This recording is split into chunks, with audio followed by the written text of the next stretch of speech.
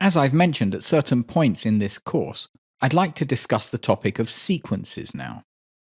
We've seen in previous chapters how you can have a second sequence, and if I click on the tabs in the timeline, then I can change between sequence 1 and sequence 2. And now if I change back to sequence 1, we see that the content of our timeline has changed back to that of the first sequence. And so this means I can work on various timelines that are not related to each other. And these timelines are called sequences. Especially when dealing with larger projects, it could be useful to consider separate sections of my film as sequences, as this allows me to keep the whole display somewhat clearer. And I'd like to show this with a new example. I'd like to create a new sequence. So I go back into my bin, and there, in the root folder, I have the sequence folder. And here we can see both sequences. At this point, I'll point out the fact that when you double-click on a sequence here, then it performs the same task as clicking on a tab here. In doing so, then we change to the specific sequence. What I'd like to do now is to create a further sequence, and I can do this by right-mouse clicking in the empty section here, selecting New Sequence, and now I have a sequence number 3. This doesn't actually appear as a tab for the minute. Only when I select the relevant icon, then it becomes visible below in the tab section. And what we can see is that this sequence is actually empty for the minute. Without actually recording, I'll insert some content into this sequence, and then I'll combine it with an existing sequence. So, in the meantime, without actually having recorded it, I've inserted some content into my third sequence.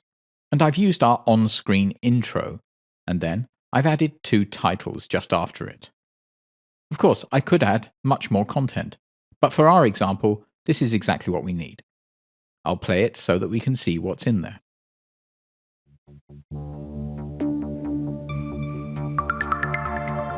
So here we have our intro with sound, and at the end we have 2 small titles.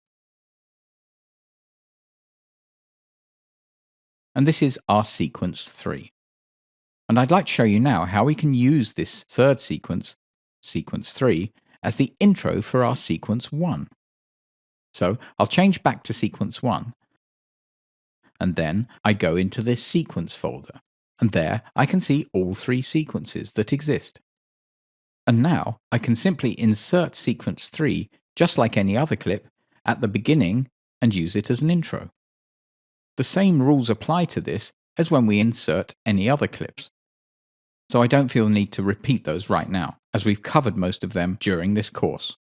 I'll try and drag it with drag and drop, and for the minute I can see that our content will be overwritten.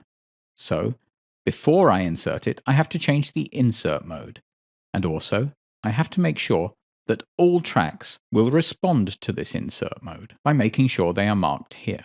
And now I can insert my sequence just like any other clip.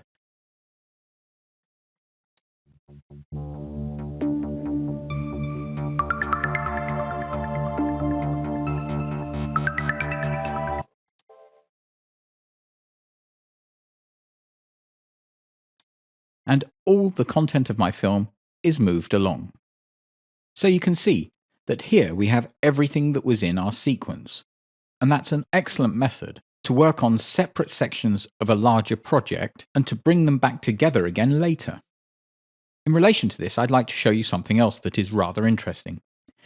If I now go into sequence 3 and perform some edits, for example by modifying this title, I'll do that now.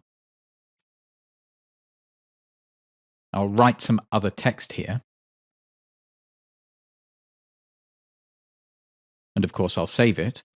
And now the text has been changed. And now, if I go back into sequence 1, I can see that these edits have been taken into account by sequence 1. So you can see that that's a really excellent way of working on separate sections of a film. And even if later on you perform some edits on a specific section, then all references to the sequence you are editing will be updated with the new edits. In my small project, we have a clear picture of what's going on. But you could imagine that if I was working on a larger project, it would be pretty hard to know what each section was doing if they were just labelled sequence 1, 2, 3, etc. So, of course, it would be nice to give each sequence a relevant name. And we can do this in two ways. To start with, I can click on the tab with the right mouse button, for example for sequence 3, and then, here under Sequence Settings, I can give the sequence a new name. For example, Intro. I'll confirm with OK, and now the sequence has been renamed. However, the part that refers to it hasn't been. So in relation to this, we notice that we should actually name our sequences before we place them in other sequences, as any changes later in the name will not be updated. I don't actually need sequence 2 anymore, so I'll close it. Right mouse click, close the sequence. Now we can see it's disappeared from the tabs, but it's still available in our bin. And if I double click it here, then we can see it appears again as a tab. However, as mentioned, I don't actually need it, so once again, right mouse click, close sequence. I'd like to now give my main film a new name, so I'll click with the right mouse button, Sequence Settings, and I'll call it Main. And now, both of my sequences have been given a very clear name.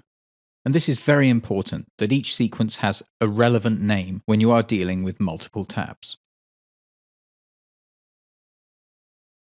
What you may have noticed is that the moment I rename a sequence here, then it is also changed here, which of course is what you want. So up here we also have main and intro as names. Now we could decide to rename the sequences here in the bin. However, in the current version of Edius, it doesn't actually work the same way. I'll right-click on the icon for the sequence and use Rename Clip. Now I can give it a new name. I'll call it main SQ for sequence and confirm with enter. And we can see that the name is given here, but is not automatically updated here below. So that's something to take care of. If you want to rename sequences, for the minute it's better to do it by renaming it in the tabs.